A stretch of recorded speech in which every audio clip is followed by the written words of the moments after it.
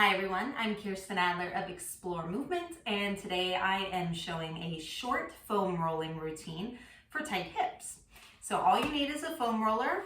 It can be full size or half size, and you're going to start by lying down on your back. Just bring your roller off to the side for this first part, and legs long if that feels okay in your back. You can always have a little pillow for underneath your head if you need, and then close your eyes if that's comfortable. And we're going to start with a little body scan so that you have something to compare to after the exercises. So notice how your legs are making contact with the floor. Notice if one leg feels heavier or longer than the other. Then bring your awareness up to your pelvis, the back of your hips, and notice if one side of your pelvis feels heavier than the other, or perhaps wider. Notice if one hip feels higher or closer to your shoulder than the other. And then scan up just a little further and notice how much space there is between your lower back and the floor.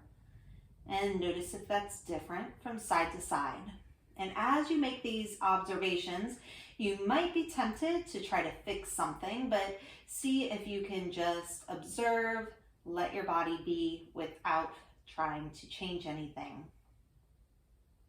And then scan up a little further to the back of your rib cage and the backs of your shoulders. And notice again if one side feels heavier or bigger than the other side. If one shoulder feels higher, closer to your ear than the other. So make a few notes for yourself, and then go ahead and bend your knees, and you'll bring that roller underneath your pelvis. So you want to make sure it's right at the back of your pelvis and not up in your lower back, which won't feel so good. Should feel pretty comfortable. Feet are going to be parallel, about hip width apart, and we'll start with a few pelvic tilts. So you're gonna rock your hip bones towards your face, and you might feel as you do that your lower back gets a little closer to the floor. And then you're gonna rock your hip bones down towards your feet. You might feel like your lower back actually lifts a little bit away from the floor. And you'll try that a few times, rocking hip bones towards you and rocking hip bones away. And this could be a small little movement, doesn't have to be super big. And just take this a few more times, noticing if one direction feels maybe a little stickier than the other direction or more natural in your body.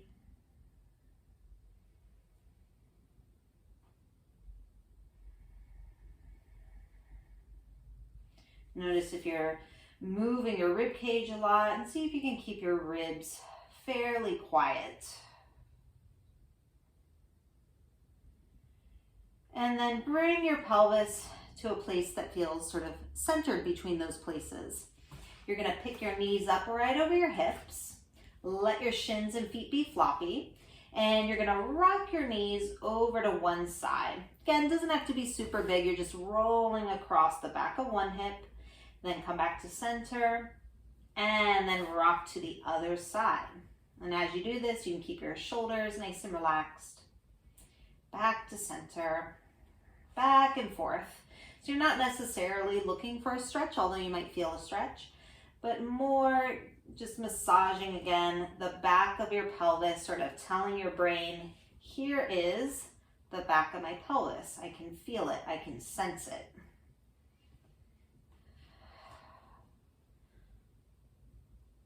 And you'll take this again. If it feels nice, you can always add a few more rounds than I'm showing. So let's take the knees over to one side, and then you're going to take the underneath knee for a little circle, which can feel like it's just massaging, again, the back of that hip into the roller, and then reverse. Could be a small little movement, not a lot of effort. And bring your knees back to center. And try that on the other side. Underneath leg, going for a little circle. And you're breathing. And then you can reverse that. And I noticed in my own body that I felt much more sensation on the first side than the second side. And you might find something similar in your body, because often those two sides are very different. So come back to center, and now you'll step one foot onto the floor, keeping the knee bent. And as best as you can, try to get that foot and knee parallel. And then you can wrap your hands around the back of that other thigh. Slowly tip your pelvis under. So again, rocking your hip bones towards your face. And then just hanging out and breathing. So you're looking for a little stretch either across the front of that hip or the thigh. If you're not feeling much, you've got a couple of choices. One, you can pull this top leg a little closer, which, ooh, now I feel more stretch. You could also walk that bottom foot closer to the roller. Wherever you are, you're just gonna hang out and breathe. Nice big breaths in and out.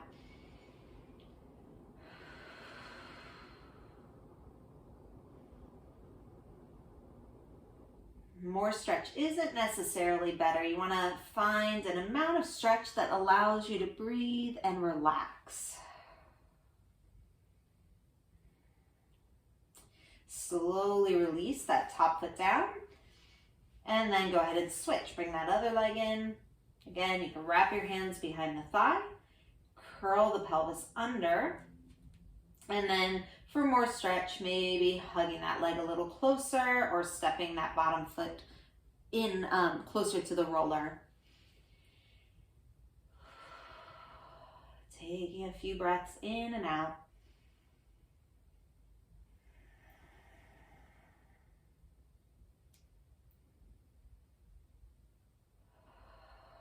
Relax jaw.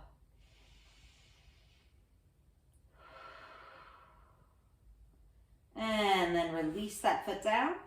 And go ahead and slide that roller out. Lower your hips to the floor. And then go ahead and take your knees for a little windshield wipering, side to side. I'm going to try to get this roller out of the way. Just a little windshield wipering. Nice and easy.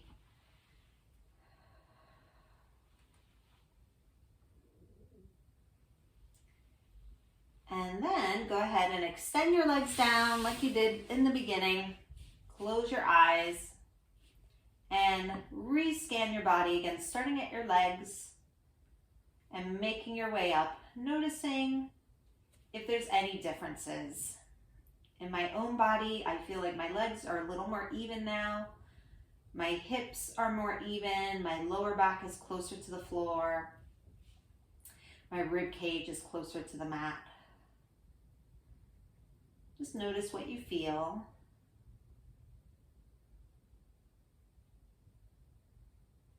And then let your eyes open. And we will end there. Please let me know if you have any questions in the comments below.